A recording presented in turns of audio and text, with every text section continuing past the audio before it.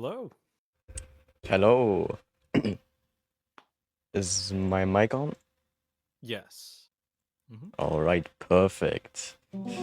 Today I have interviewed the amazing and insane drum speedrunner CZR to see how he started speedrunning drums, if he will continue with Mario 64 speedruns since he got his sub 20-minute run in 16 star, and a bunch more. If you enjoy this content, I would consider subscribing to this channel to not miss out on any future uploads like this, and comment who I maybe should interview next. I would say then let's start with the introductions. Okay. My name is CZR. You'll see my name online as CZR Drums. And I speedrun games with my drum set. And currently I hold over 60 records in drum speedrunning alone. I actually have an engineering background. That's what I went to school for. And that's what I do professionally. But I've always loved music. And I've been playing drums for about 15 years. From marching, pep bands, studio, you name it. And in 2020, I started speedrunning, and the summer of 2020, I started doing both drumming and speedrunning. And since I've just grown it into what it is today, which is, its own art form almost, there's a science behind it. And I've gotten to speedrun games like Super Mario 64, Breath of the Wild, Ocarina of Time, and those runs have been featured in GDQ Hotfixes, ESA Speedrun Marathon, and Taskgiving Speedrun Marathons. So yeah, that's a little bit about myself and what I do. Awesome. I did not expect you to have 60 world records. Yeah, I mean, if I was to count every time a record was broken, the number today is 69 actually. Nice. Nice. So not counting, for example, my 16 star record, I've broken that, I don't know, like 20 times, but it's one unique record, right? So yeah, it depends how you count it, but right now it's up to 69. The classic 69. Alright, then I would say let's start with the first question. Around what time did you start streaming? This was May of 2020, and it was a couple of months after I started speedrunning Ocarina of Time. That's what I was speedrunning at the time. With a controller, I had done it offline for a couple of months, and then I think just usual speedrunner fashion, you want to record the times, and getting some of those times live was a really cool experience. So I tried Twitch, and yeah, I started like May 2020. So it was right after everyone had spent some extra time indoors after the pandemic had started. So I definitely think that accelerated the process. Would you say that because you started around 2020, you gained faster traction than other people?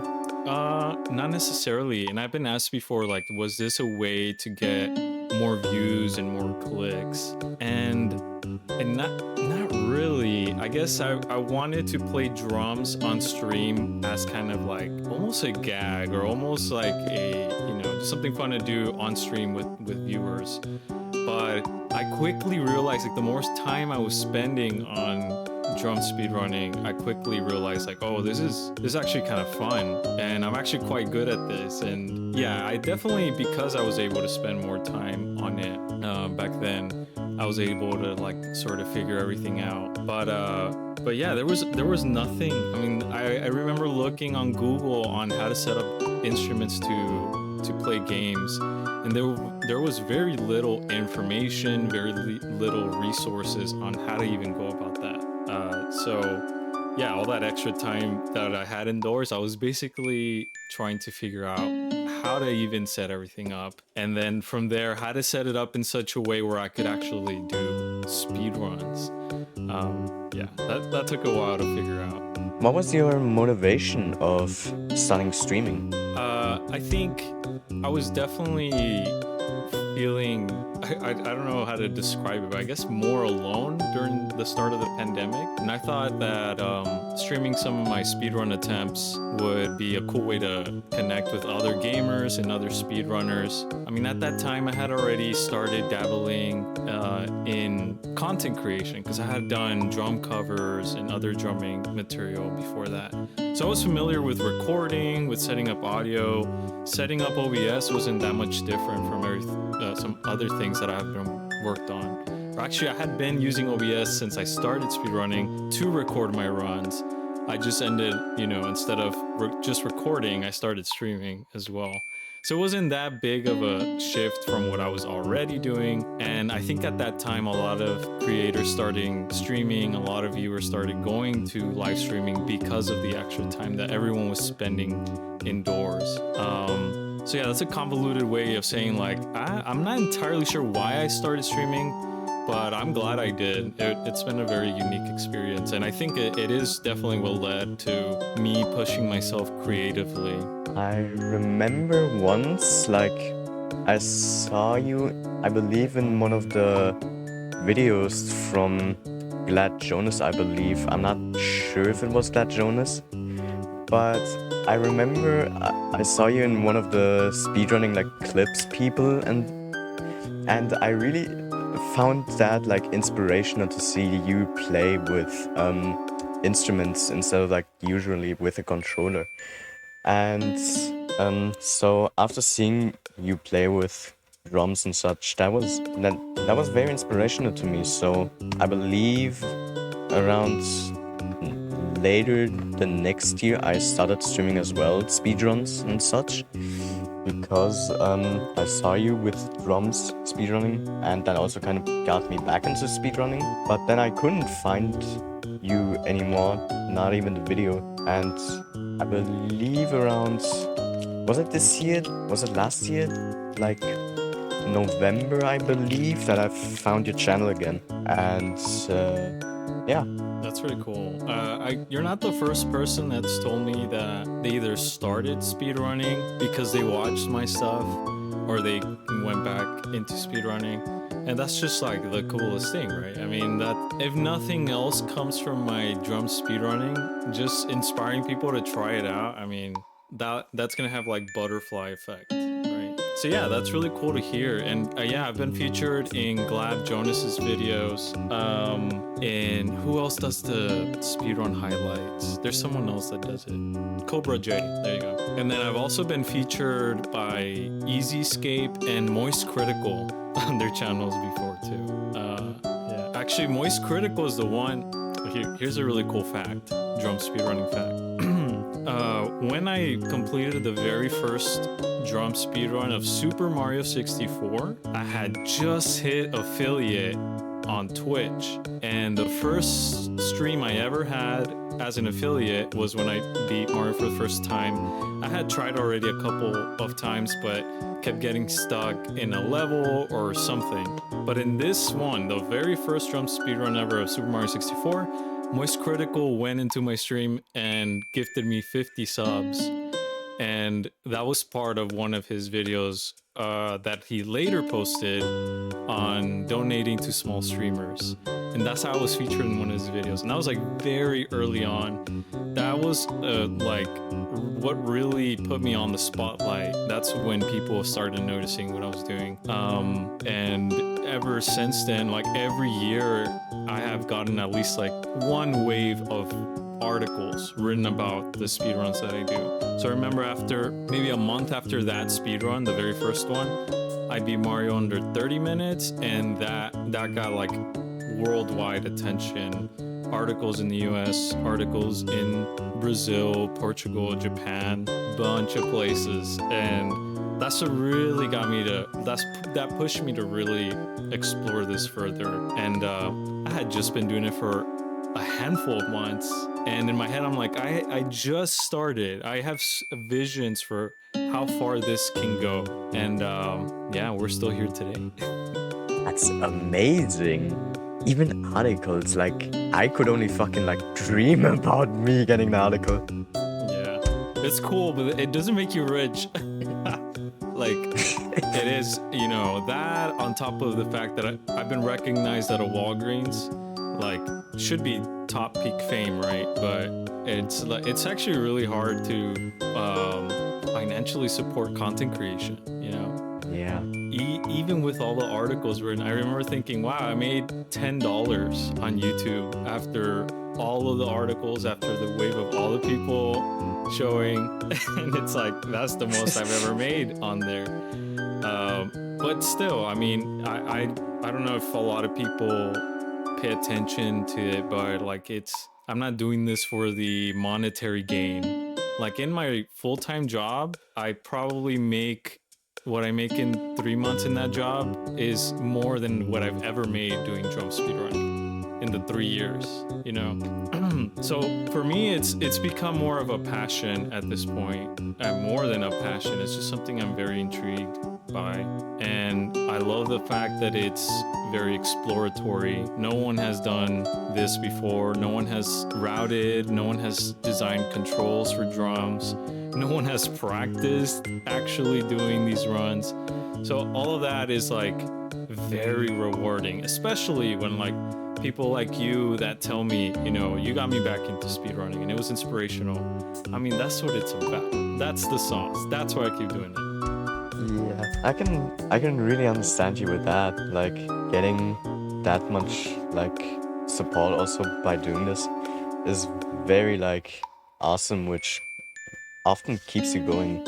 And it's very amazing that you're still doing this. Yeah, I mean, it basically replaced a lot of my time that I used to spend drumming and learning songs. Like, I guess that's also why I'm still doing this and it's to the level where it is now. I'm not in a band. I don't write or create music. Drumming always stayed like in the background while I finished engineering, right? So my drumming time went from offline practice, offline improving techniques, offline practicing the same thing over and over and over and over until I got it, offline watching other drummers and see how they do things. It went from that to me practicing drum speedrun strats often, doing them over and over until I got them right, and watching other speedrunners to see what they did. And it's like identical to my drumming practice. I just slapped speedrunning on top of it. And so I already had a practice routine going. I already knew how to like, okay, I wanted to play this song. I need to piece it together. What techniques do I need to play the song? What drummers can play the song? Let's watch them play it. Let's see what I can do, what I can't do. Let's watch my practices to see where I can improve. I mean, literally parallel to how I would learn drums is exactly how I practice speedrunning. So it wasn't really a hard transition to get into that rhythm of, okay, practice, try, practice, try, practice, try. Yeah. Interesting. Yeah, I feel like learning an instrument or like speedrunning with an instrument before doing the other thing would probably be easier. Well, would make the other thing easier. Absolutely. I mean, the skill cap to do this is pretty high. And I mean, that's just because I've been playing drums for, I think at this point this summer will be 16 years, right? So it'll be really hard for someone to pick up drumming and speedrunning at the same time if they don't have experience doing either. So if you're a drummer and you like speedrunning, then you probably have the highest chance out of anyone else to get one of my records. Do you still remember what the first game you streamed was? Yeah, it was Ocarina of Time. I was just starting to learn it used to be the any percent category of Ocarina of Time. And it switched to Defeat Ganon after all the SRM stuff was found. But yeah, it was Ocarina of Time, and I was just doing runs of any percent, or what is now Defeat Ganon. I think I did that for a month, and then I tried Ocarina of Time on the drums. And when I was mapping everything out and trying the tricks, like basically how it went is I mapped out the drums, to emulate an N64 controller. Then I checked if all the speedrunning tricks could be done. And then if I could do that, then a whole run was theoretically possible. So there I went and I tried Navi skip, which is how you get out of the Kakariko forest. This is the forest. Anyway, I tried Navi skip, then I tried the V2 skip in the Deku tree, that worked. Double kill with Goma, that worked. Wrong warp worked, and I was like, okay, if I can defeat Ganon at the end, then like this was at least crazy to already prove that it could be possible. But actually the last fight with Ganon is one of the easiest parts of that speedrun. So once I was able to do all the pieces, I started doing attempts at the run. And that's when I noticed like, oh my god, this is actually not only fun, but I'm good at it and I can do it. I can do a full run. Like, so that's how it started. Wow. Just hearing you say every like skip and like even wrong warp is possible is crazy to even hear or even think about. Yeah, because if you're familiar with that trick, you know that it's like brain perfect and your position is very accurate too. But I mean, drumming is like that. Drumming is very precise and timing and all of that, right? So I'm telling you, the parallels are infinite when it comes to the stuff. So yeah, once I was able to do wrong warp, I was like, okay, there's something special with this, because this is not just any trick. This is not just playing games casually with drums. Like, oh, this is cool, you know, like you can actually pull off some crazy stuff. And that's what was pushing me to like keep doing it and keep figuring out, keep asking the question like, okay, is this next trick possible? Is this game possible? Then I moved to Super Mario 64 and like the movement in the game is addicting. And yeah, and then after that, the rest is history. When was the first time you did a stream with your drums? June 2020. So I'm telling you, it's like a month after I started streaming regularly on Twitch. So yeah, I think I basically only speedrun with a regular controller for about a month. And then ever since, I've just been doing drum stuff, whether that's drum speedrunning or drum gaming in some sense. And I haven't streamed all this year. I'm taking a long break from streaming, but on and off I've been streaming pretty much since. That's crazy. So literally the entirety of your Twitch start is mostly from drums. Yeah. Wow.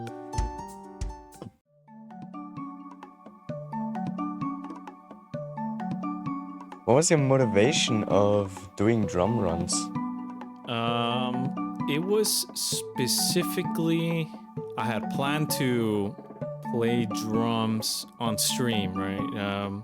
And I think like exactly how it started. I'm trying to give as much detail, like the spark of the moment. I was reading this book about learning math, right? Like if you're bad at math, how to learn it. And it talked about like how you need to have times where you can kind of let the brain decompress and your brain can start making connections between different things, right? That's what we'll leave that there. I started streaming Ocarina of Time runs, and the intro, if you know the intro of that game, it's like 2.5 minutes, something like that. It's long. It's a long intro, and I had the drum set right to the side while I was doing runs. So in that first minute of the intro, I would just grab a drumstick and I'll just be like randomly hitting stuff for, you know, for the viewers to just like see that I have a drum set. Then I was like, oh, it'd be cool to do songs and then speedrun and then songs. So then I did that. Then I was like, okay, is there any way that I could play games with my drum set? So that's when I started looking it up. I couldn't find anything. And then, you know, I came across a program that might make it possible. And then I was hooked, because then I was like dead set on solving this problem. Can you play Ocarina of Time with drums? I thought, that's cool. I love drumming. Ocarina of Time is like my favorite game of all time. If I can make this work, that'll be really cool. So then once I was able to control Link, that's when I started asking myself, wait a second, like can I wonder if you can pull off like cool tricks, because that would be cool to pull off on stream for viewers. So that's how everything was fueled in the beginning, and it was just a exercise of asking the question and then answering that question. Like, is it possible to do a certain skip? Okay, what would I need to do to do that skip? Okay, hit the snare drum while hitting the bass drum, and then you hit the floor tom, and then the right timing hit the China cymbal, and it should work. And that's how it went. And I had mentioned the book because I remember laying down and just thinking, wait a second, I can't drumming and gaming, like I could potentially connect these two things. That's when I started Googling, that's when I started doing research, and that's when I started thinking like, okay,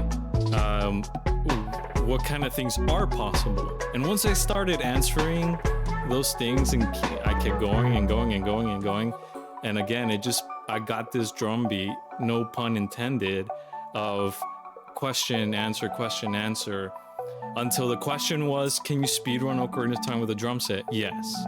Can you speedrun Super Mario 64 with a drum set? Yes. How fast can you do it? Ocarina of Time? Under 30 minutes. Super Mario 64? Under 20 minutes. Like, yeah, those are just the 200th question where we're at today, but it was a whole process to get there, pretty much. I like how you mentioned the math, like puzzle solving stuff thing as well. Like, I would say that was a good example too. Yeah, thanks. And it was a problem-solving exercise basically, and that on top of speedrunning being very identical to learning an instrument and learning a song, that's when like it really started making sense. And I don't think I had like a specific moment where I was like, oh, this is it, I'm gonna create drum speed running. I remember just after beating Ocarina of Time under 30 minutes, I was thinking to myself, okay, we have something. At that point, I had just been doing it for a month, and I was like, what could this look like in 3 months, in 6 months, in a couple years? And like that, I had that vision early on. Because like so early on, I was seeing already the potential. And even since then, not only have I learned runs, have I tried different games and everything, but even the control design has gotten so sophisticated at this point that even to this day, I haven't mentioned this, but I do have a programmer that helps me connect the drums with real hardware, and he helped me write the script for the controls. So for example, I'll message him and be like, hey Ona, if I whack a drum, I want that direction to be toggled, and if I roll on it, I want that direction to be held, but as soon as I stop rolling, the joystick goes back to neutral, and if I hit really softly, hold the joystick in ESS position. And what this man does, he comes from the task community, so obviously he's a genius. And he writes the script to his best of his abilities, because he's not a musician and he's not a speedrunner either, but he knows a lot about consoles and tool assisted runs. And then he'll send me the file, I'll try it, I'll give him feedback, and we'll go back and forth. We're on like the 15th iteration of that, and I just proposed new changes for the drum controls that are gonna be like a huge overhaul, and that was like a week ago. And I've been working with him since I think November of 2020, and he's the person that helped me move from emulator to real N64, which is what I still run today when I do N64 runs, of course. How many games outside of N64 have you tried to play or speedrun with your drum so far? Yeah, that's a good question. I've done drum speedruns of Breath of the Wild and on an actual Switch, Super Mario Bros. On a real NES. What else have I done speedrun-wise? I think those have been the main games that I've speedrun. I do have a Pokemon Blue soft lock percent speedrun out there, and it actually it's a great time even for it being on the drums. Like if it was on a regular keyboard or whatever, it would still be a good time. And that was I did that for a competition that EasyScape was running at that time. I don't remember the details. What else? Outlast any percent. I have like a 12-minute time on the drums. What else? That's all the games I can think of. I do have all my records in a Notion page linked in, like I have my Linktree type of page where I have all my links. All the records are in one table, and you can see the game, the platform, the date, and the video link of every single one of those records. Right, I completely forgot about Notion. I literally had it opened like, I believe 10 minutes. Nah, not 10 minutes. Literally like an hour ago, I had it opened. I haven't updated it. It shows 66 records, but it's 69 now. I remember now what I wanted to say. Oh, sweet. Yeah. But yeah, it's crazy how he solved the whole problem with drums and trying to speedrun, even with like getting a tasker like to help you with it. And you even have like a promo code, I remember, for the software that you use now.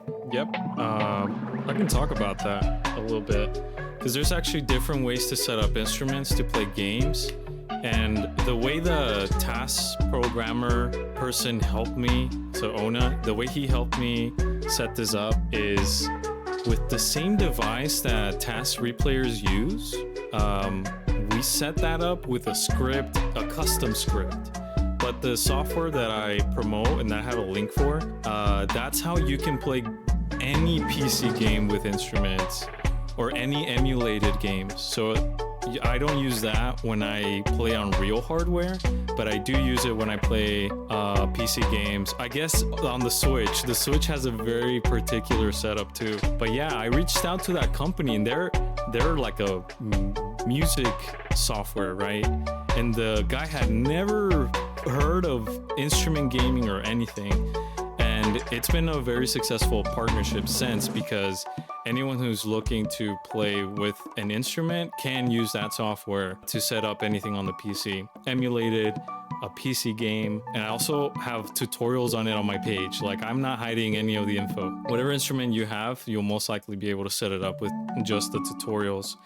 And they even have a free trial version. So like if you just want to try it, you don't want to spend any money, you don't even have to, but it is a very powerful piece of software. And back in 2020, I learned to repurpose it for this very purpose of like changing the MIDI signals into keystrokes. That's like where the magic is. Because then you can play any game that can accept a keyboard, which is most games on PC.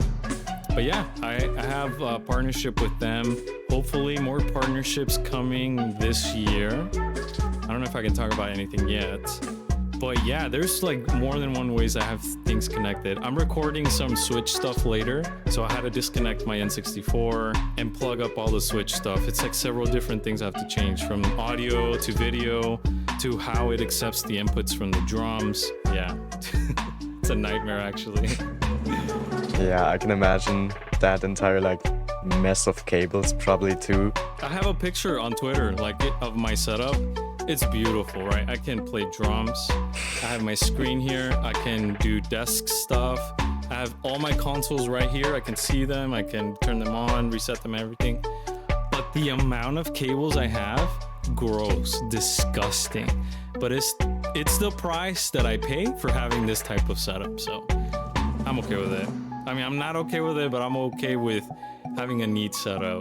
And yeah, it's a mess.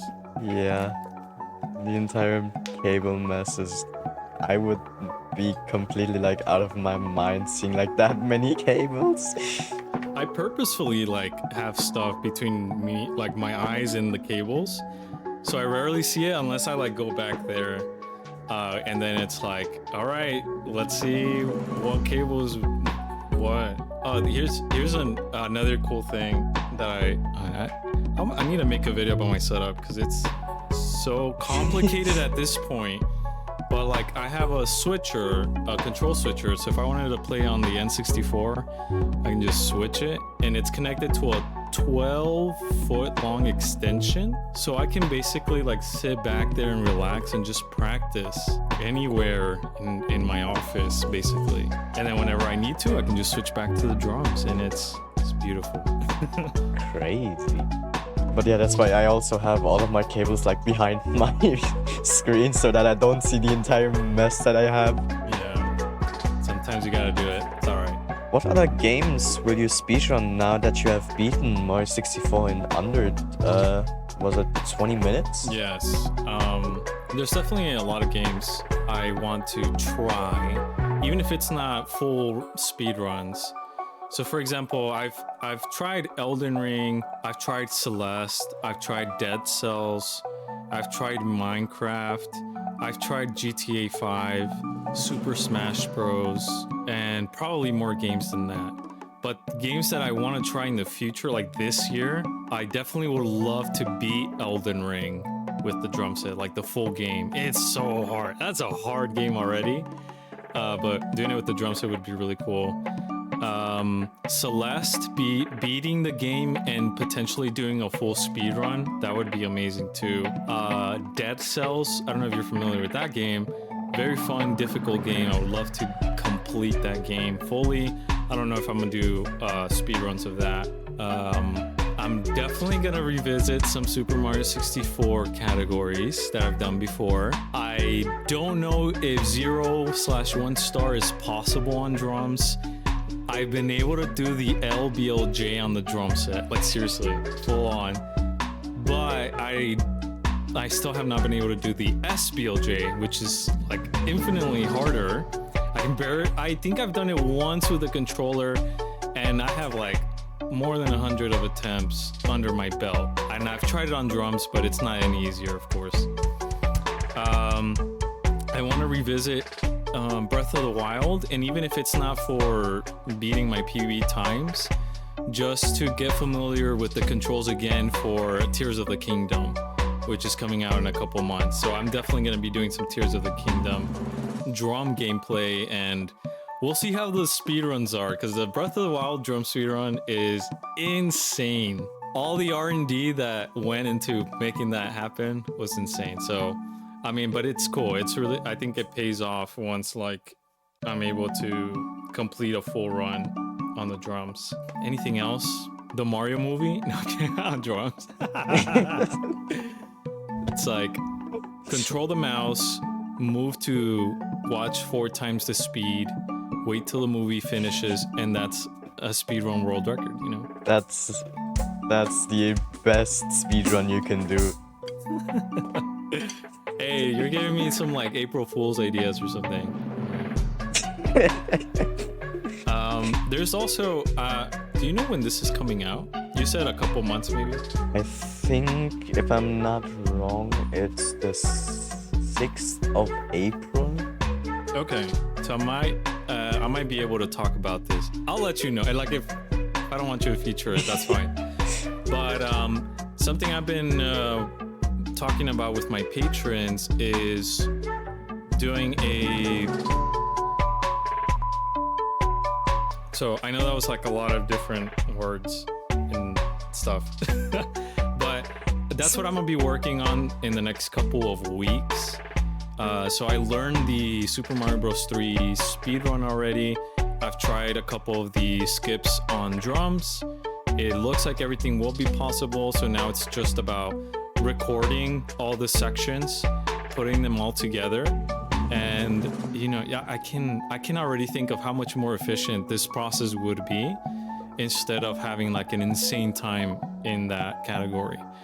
So basically what I'm saying is it's gonna, how can I word this? I think I'm gonna have like main games that I'm speed drumming, games that I'm trying to develop the perfect drum speed run or a very, very high level drum speed run. So those will be the spliced ones. And then just like general drum gameplay, just to see like if certain games are possible or just like, you know, to have fun. So that's kind of how I'm looking at it. And that might be the evolution of the content I make, just because like streaming takes a lot of time, a lot of effort, and offline creation is much more manageable and accommodating, and yeah, so we'll see. The other thing I wanted to mention is I do want to keep submitting to marathon events. So if I can keep doing, that's like another thing that really motivates me. If I can do this, which is like my two favorite passions, drumming and gaming, and it benefits charity, that's like a huge plus.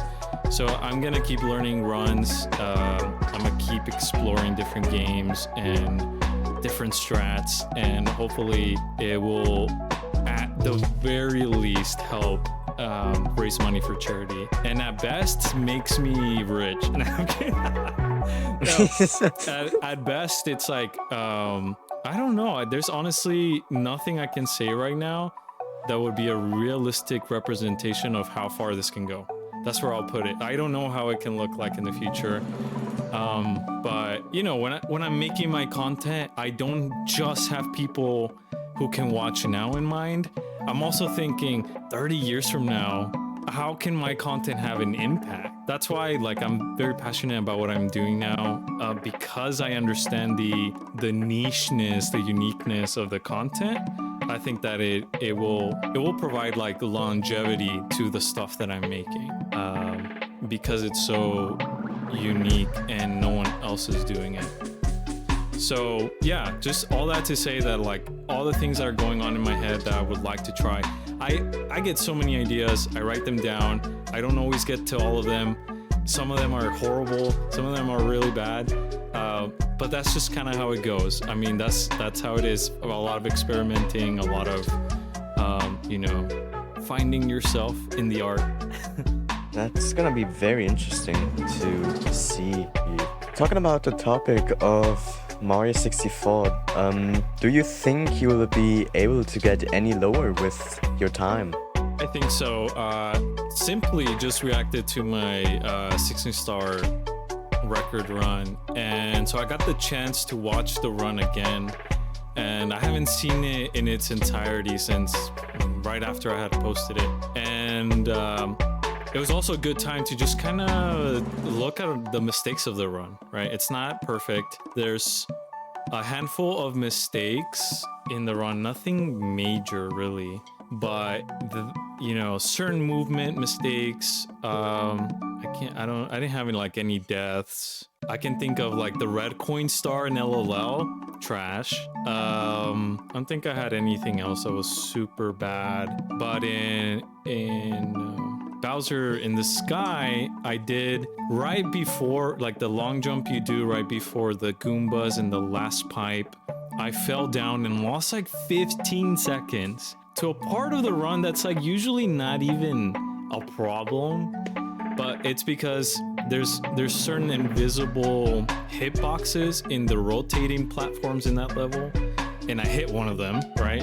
Unlucky. And so if I was just to do everything the same, I can already get really close to a 1930. I missed the third throw in the last Bowser, which is about like 12-15 seconds there. So just those two things, and I'm already really close to a low 19-minute time. So yes, I think I can definitely go lower. The sum of best is close to 1830, so theoretically it's possible. The thing is, like, because playing on drums it's so difficult, it is much harder to optimize runs. It is much harder to be consistent, and it's so easy to make a mistake. One of the comments I saw in Simply's video was like, look at how scuffed the movement is in that LLL red coin star, which is the one I said was trash. Like, I didn't do the optimal strat, I burned my butt a couple times, lost so much time there. But that's the reality. Like, if the strat for whatever reason goes a little bit off of what I'm used to doing, then I lose so much time because it's so hard to move Mario with the drums. especially in a way that wasn't pre-planned or is reactionary. So I do think a sub 19 is possible. It's gonna take an insane run, potentially changing some strats, but yeah, I don't know. I'm in no rush to do that. I think my record is safe for now.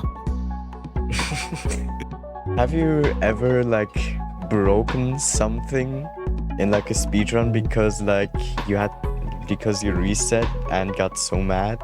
No, but I have broken my hand before. So late 2021, I had an accident at home, and it was on my right hand, like right here. And we went to the hospital, and it turned out to be a hairline fracture. And so I had to have surgery. I had to have a cast. I had 2 like long nails just impaled. I was a kebab. I had a hand kebab for a couple months. So it wasn't related to speed drumming, but I was very worried that I wasn't gonna be able to do it afterwards. So I took my recovery very seriously because I was at the point already where I knew that like I wanted to keep doing this, and I didn't want to lose the ability to do that. And so I had to take a 6-month break from doing any type of drumming, and I just took recovery very seriously and slowly worked my way to back to speed drumming. But it wasn't that easy. At first I had a lot of what's the name? Like my muscles weren't the same in my right hand. They were very stiff. Atrophy, that's the name. They were atrophied, so they were much smaller. They weren't as strong. So I had to like do the whole process of recovery and getting back to 100%, which I luckily did.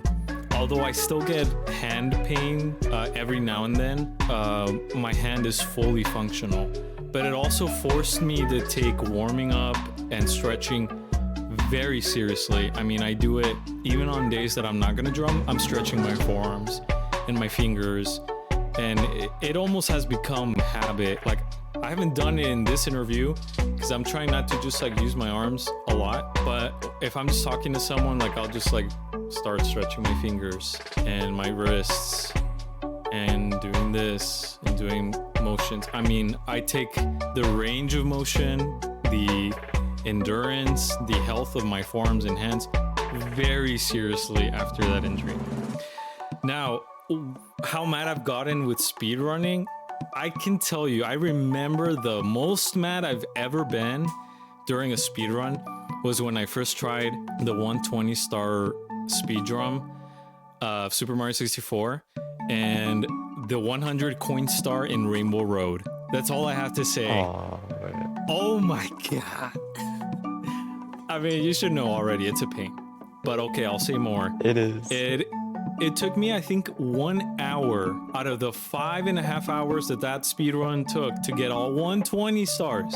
One of those hours was spent just on 100 coin star in Rainbow Road. It was a nightmare. I almost quit, and I was like, yeah, I was definitely throwing a tantrum on stream.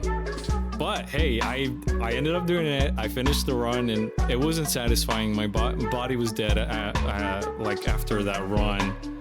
But a couple days after I had fully and mentally recovered and physically and emotionally recovered, it was rewarding as hell to do it. It was a cool run to complete. Yeah, the Rainbow Road 100 star is just painful. It is so painful. Is it? No, it's Rainbow Ride. Rainbow Road is Mario Kart. All right. I get that confused all the time, and I've gotten roasted by chat so many times that now I have to correct myself. That's all right though. I completely forgot about it too. Why would they name it so close? Huh, Nintendo? Yeah. 4 hours. Like, I would have not even managed to do like 2 hours. Yeah, I think that's actually another question that comes up often, is how long I can do this for. And when I first started doing drum speedruns, I could only do 2 to 3 hours max, but I would be super tired afterwards. But now I'm to the point where I can do 4 to 5 hours and still be okay. Like, yeah, I'll be tired, but I could go a couple more hours. If anything, like I'm just exhausted of doing it, like mentally.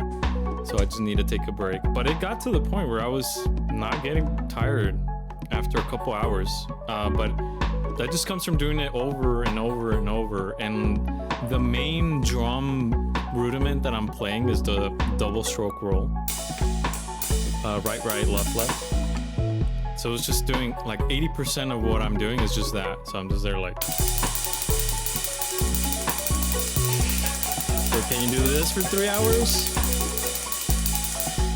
So yeah, it was just, the endurance took a while, but it definitely grew, got better with time. Like the only buff thing in my body is my forearms because of it. If there ever were more people doing Mario 64 speedruns with other instruments or even drums themselves, would you do a collab with them and maybe do like a race or something similar? I almost answered that not seriously. I was gonna say like, no, I'm gonna try to block them, suppress them as much as possible because I want no competition. But like I say that almost sarcastically because I feel pretty much the opposite. I've put tutorials ever since I knew like how to do this because I want people to try it. I want other drummers to try Super Mario 64 speedrunning, and I've had like 2 people reach out to me about it. They set their drums up on an emulator. It's like the easiest way to start up, and they quickly gave up right away. And I was like, okay, I guess I won't see like how someone else would do this. So absolutely, I mean, if someone tries drum speedrunning, especially Super Mario 64, I would love to collaborate with them. A race, I don't know. It might be very one-sided because I've just been doing it for a really long time. But yeah, I would love to see it. And part of it is also to sort of gauge where I sit, right? Because I have no one else to compare myself to. And that's like a privilege to say, of course.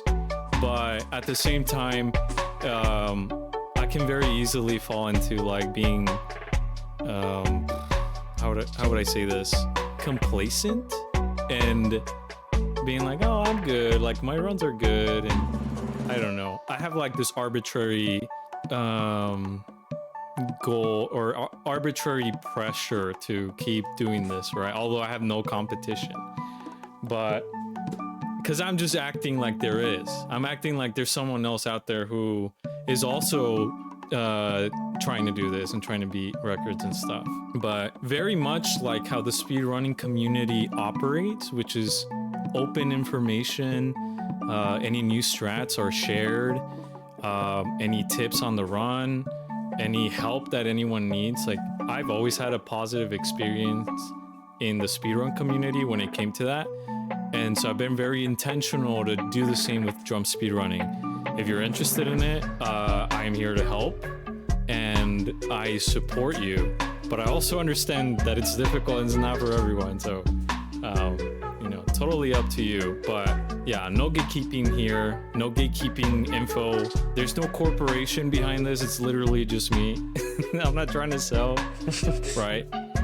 Maybe I should patent it. I mean, I think if I truly wanted to be rich, I could just patent all of this, the script, the control design, all that. But I'm truly not interested in the monetary gain.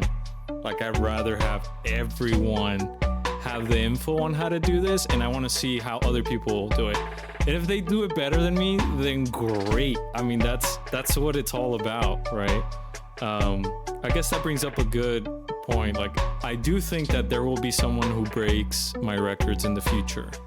I do think that will happen. I don't know they're gonna be like my best times, but definitely my worst times are very beatable for someone who can spend the time and has like the right equipment and expertise to start.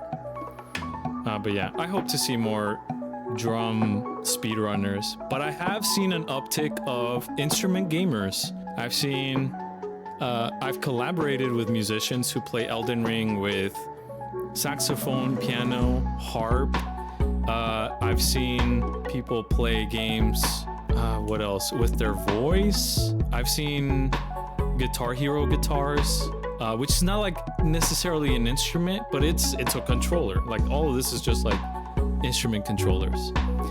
So I have definitely seen more people try that, and that is already like really cool to see other musicians kind of get the hang of what's happening. Like, you're good at an instrument, you'll probably be good at using it as a controller. So yeah, I hope the number grows. I hope that we'll see more musician gamers in esports, featured by Twitch, at marathon events. I mean, I think it's still early and still small right now, but I'm sure we'll see more of it in the future.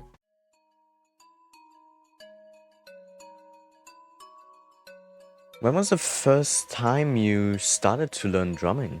Yeah, I think I was going to drum lessons at a church when was it after 6th grade?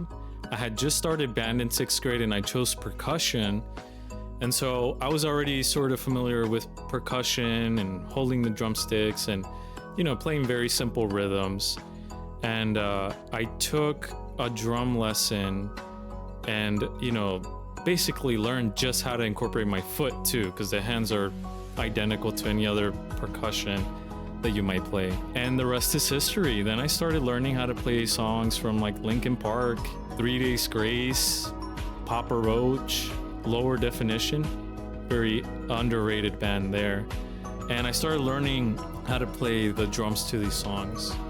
And that's what got me ultimately hooked. When I started being able to play these songs, I mean, it was very rewarding. That on top of doing band in school, so I did learn how to read music. I learned properly how to like hold sticks, play different percussion instruments from marimba to the snare to xylophone to the quint. I marched the quints in high school. There's actually, when I spin Bowser, I'm using a technique that I used to use in marching band, which is called the swipe. It might be named differently. If you're a drummer, you might know it as a different thing, but it's like when you hit two things with one hand. It's like a swipe. And that's that's very prominent in quint playing in marching band. So yeah, I had like a lot of different experiences with drumming, which I think helped me be able to be like versatile for drum speedrunning. But yeah, I've been playing for a long time, and I was just always doing something, whether it was studio, marching, pep band, drum lessons, and now drum speedrunning. Were you in a band once? Yeah, I did like traditional band in school and marching band and stuff. But outside of that, in high school, I was in a heavy metal band. What was the name? I think it was called Third Degree, if I'm not mistaken. But yeah, it was a metal band, and we did like a couple things locally, but it never really went anywhere for me because I like decided to focus on school. I just didn't have the time to do school band. I was doing early college, all AP classes, and outside of that, like doing a band. I was working too at Best Buy. So yeah, I haven't been in bands since, and what I have done is I started to reach out to more creators on like Twitter or TikTok to see if they want to collaborate, because I think that's much more doable than joining a band and gigging. Like I just don't have the space to do stuff like that. So yeah, we'll see. I have a collaboration that's like we're actively working on right now. I do plan on releasing the drum audio only of my drum speedruns on SoundCloud and Spotify, and I don't know, potentially vinyl releases if there's like enough demand for it. So yeah, I wouldn't rule out that like I might do music in the future.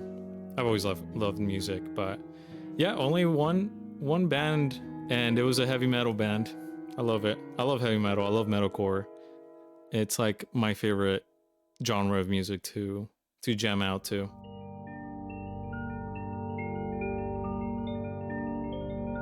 What would you say is bringing you down the hardest right now? I would say I would have to give a little bit of context, but I work full time. I'm also a dad, and I also live in Ohio. All of those things are like extremely difficult right now, because like my own government's trying to. I want to use that word. My own government doesn't care about me, right? First of all, I feel like this would go into very complex topics, but I'm worried about how much time we have. Seriously, like I don't want to say I'm not into politics, but as a minority living in the US, I have to be aware of politics, and the politics aren't looking too good. Parents are being neglected by the government. Kids are being neglected by the government. Our labor is being exploited in the US. And I'm saying that as someone who is privileged enough to have been able to go to college, study engineering, and get a full-time job. And I'm still feeling it. I'm still feeling the squeeze, the pressure of like working 5 days a week, the lack of time I have to rest, to work on creative hobbies. I mean, I'd like to think that me drum speedrunning is actively like giving the middle finger to capitalism, because I'm not making enough money to be sustainable at this art, but I truly believe in it, you know? And so that's what I'm gonna do. This is me. This is like the way I like to express myself. But of course, anytime that you stray away from the usual, it's really hard. You can get punished for not working a full-time job. I mean, it literally can be a death sentence in the US. So all of that to say that there's definitely a stronghold that the economy has on people. I mean, just look at statistics. 60% of Americans are living paycheck to paycheck, where like the three richest people have the same wealth as the bottom 50% in the US. And, you know, I could go on and on about it. And it's very frustrating as someone who has seen these same problems when I was a kid. School being bad, jobs not paying enough, parents working too much, no mental health resources, you know, budgets that absolutely make no sense, policies that make no sense, laws that make no sense, politicians that don't care about people, that have no expertise, that don't care about science. I mean, I've literally seen the same problems when I was a kid, and we seem to like just make it worse as time goes by. So if you're young, yes, it's bad, it's horrible, and it's probably gonna get worse before it gets better. But the hope that I have is young people. Like when I see young people, how creative they are, how open-minded they are, how they genuinely care about other people. I mean, there is hope, but it's gonna take y'all, because the previous generations did not set up things right. So I wonder if anyone listening to this could relate to it, but it's really hard to be a creative when literally it's one of the hardest ways to be rewarded in society. I mean, in this society, you get rewarded for being, you know, extroverted and good at exploiting people. So, you know, I don't really have that best of advice, because it's something that I'm still struggling with too. How to operate in this system, because of course if I could just say, all right, no capitalism, then great, but I can't do that. I have to right now participate in it. So, you know, what is the best way to do that? How can I help the most people? How can I reduce harm? that's my goal and my mission for the next couple of years. And if I can do that through creative means, then chef kiss. That was a heavy question and a heavy answer, but I'm sure I'm not the only one that feels that way. There's just like plenty of reasons not to be optimistic right now, but even so, there's still plenty of reasons to be hopeful. Have you had a burnout before? Yeah, I don't talk a lot about it, but I'm neurodivergent. So one of the features of being neurodivergent is you can get very easily burnt out. So a lot of my energy goes towards recovery, planning my schedules, making sure I have enough time to rest. And I've had to take breaks before. I mean, I'm taking a streaming break right now because I was pretty burnt out from streaming. It took a lot of energy, and although like I love doing it, it's a super cool way to connect with people, but I also have to realize that, you know, I am neurodivergent, so I won't have the same stamina as someone who doesn't have a full-time job and just does streaming, for example, or just does content creation, or is not neurodivergent or doesn't have any disabilities. Like that's just like the reality. But yeah, I've experienced burnout pretty much my whole life, and only until recently have I learned how to go about it and how to manage it better. And I still get burnt the hell out all the time, but now at least I'm aware of it, and at least I'm aware of what's happening. So we'll see if it gets better. With your long break on Twitch, would you say it is going to be harder for you trying to get back to streaming, or would you say it will still be the same? That's a good question. I think streaming is going to become a secondary form of content for me personally, as in it's not going to be like the main form. That being said, it's if I wanted to stream the amount that I think I would need to be successful doing streaming, for example, then I would stream much more. So I just have to keep that in mind, that it almost doesn't matter when I come back. It almost doesn't matter like what I'm streaming or what I'm doing. There will be a process when coming back. I might not have the same numbers or be able to stream as much as I used to. So, you know, I'm just gonna use it as another way to connect with viewers without having that pressure of like, oh, I need to stream X amount of times this month, or oh, I need to stream X amount of hours, or yeah, I told myself this year I would like fall less into those very predatory systems that are obviously designed by Twitch, right, to get you to come back and keep streaming and don't stop streaming and make sure you keep streaming, or you know, your numbers are gonna fall and your viewership's gonna fall. Like, yeah, I mean, I could play that game, but I will burn out much easier, much faster. So as far as like people supporting me, I mean, I know people come and go on Twitch. It does take a long time, and just people have lives, you know, school, work, family, whatevs. So yeah, I do think it'll be a process. I don't know what would get me to go back. Maybe like a big project or a big event. But yes, streaming is not sustainable for people who have full-time jobs or kids or both. Did you ever get hate because of something you did or said? No, I have had a very positive experience throughout the whole drum speedrunning thing. When you create content, you're obviously putting yourself out there, and you're putting yourself out there expecting, you know, there to be some sort of negative response. Like it's hard to not see that, you know, but I want to say I've maybe had 2 or 3 comments that have been negative, like towards the stuff I do.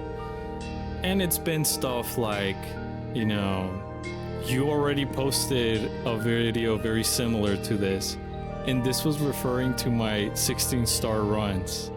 And it's like, well, duh. That's the process, right?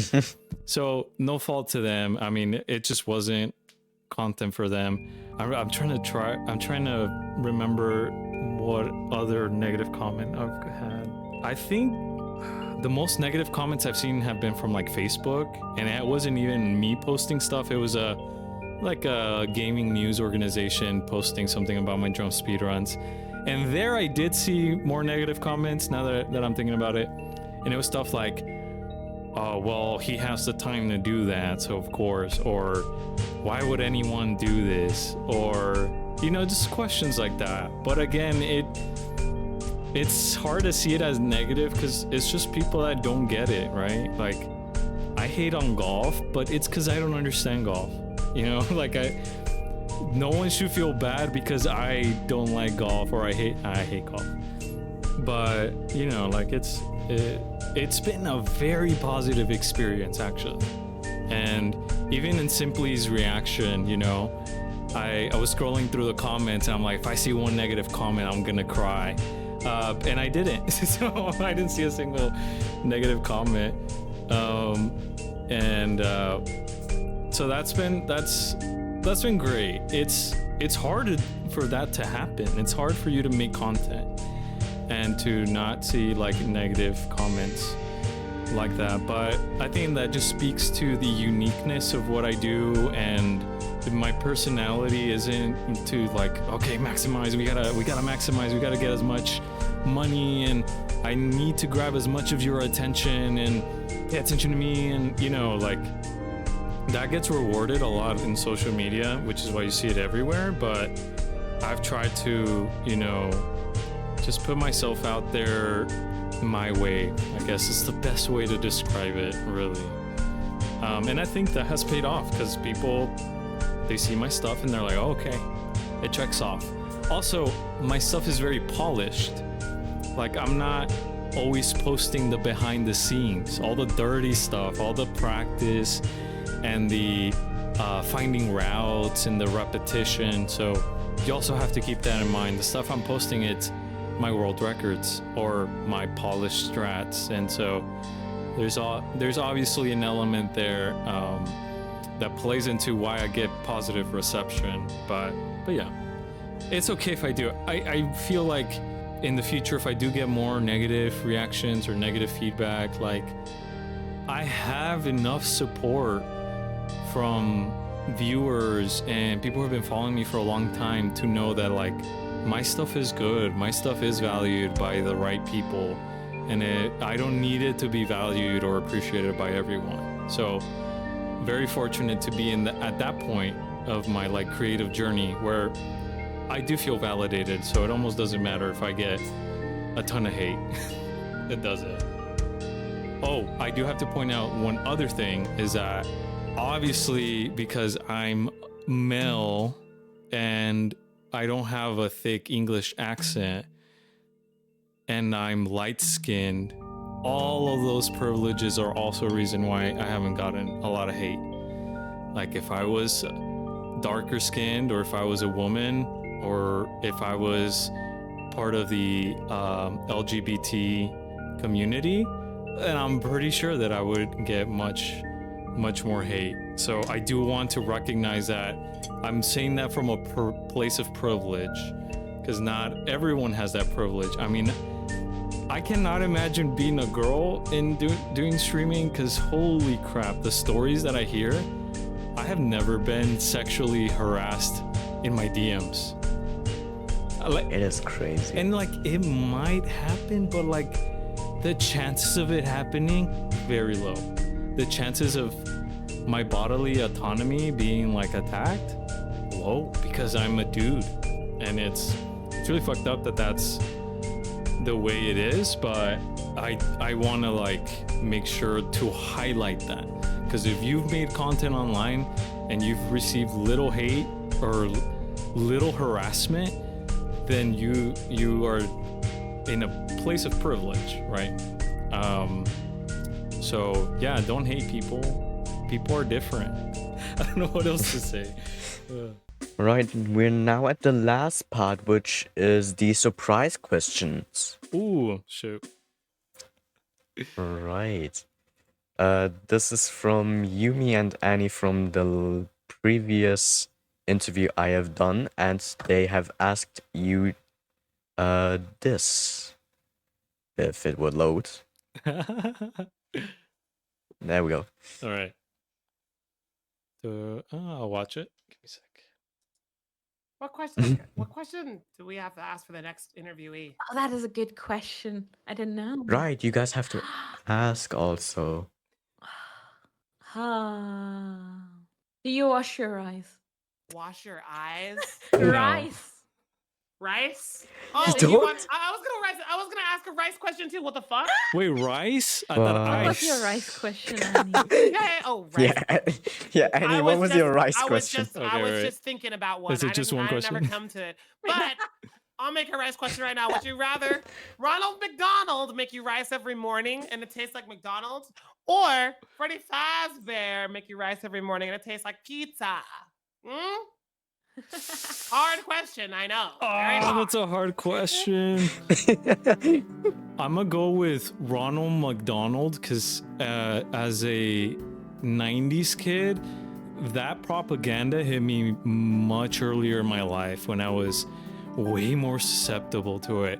So yeah, I'll do Ronald McDonald. I'm dead. That's a great question. I originally heard, do you wash your eyes? And I was like, oh, did she say ass? Because I know right now there's like, I didn't know this, but apparently a bunch of guys don't wash their ass ever. What the? I didn't know that. My wife was like, do you wash your ass? I'm like, well, duh, in the shower, right? Like, what else do you fucking do? So at first I was like, oh, is she referring to that? But then I'm like, oh no, she said eyes. I don't wash my eyes. I do work in perfumery, so I have to wear protection glasses when I'm in the lab mixing stuff. And then do I wash my rice? Yes, I do. Yeah, I do wash my rice. I love that. That was great. Yeah, even Annie like heard eyes before like she understood rice. Yeah, I heard eyes as well. All right, that seems to be the interview. If you want to, you can promote anything from your channel or content if you want to now. Yes, you can check me out on YouTube at CZR. You can check me out on Twitter at CZR_drums. And I also have a Patreon channel where I post a lot of behind the scenes and a lot of like what I'm working on, what's next for Drum Percent. All records are posted on YouTube, and the latest in Drum Percent is usually updated on Twitter. So if you follow me in those three places, you're pretty much covered. After interviewing CZR, I realized that he is mostly using speedrumming and streaming as a fun thing on the side, while he works full-time to support his family. Notably, he is not afraid to talk about the hard sides of life and the problems he faces with it. Well, thank you. That was a pleasure to do, Seamaster. Thank you for watching. This took way longer than I expected, being first recorded in March and only just now being finished in August due to the immense burnout I had for quite a while. If you want to see more content like this, please subscribe to the channel and click the bell to not miss any future videos. So, I don't know, hopefully in the future, content creators can actually be paid a dignified wage, right? And then I'm gonna see a bunch of content creators with instruments and seeing them learn or game with it. That'd be cool. Including you. That'd be cool. Yeah, I really want to do this, but I just don't have the money right now, sadly. All right.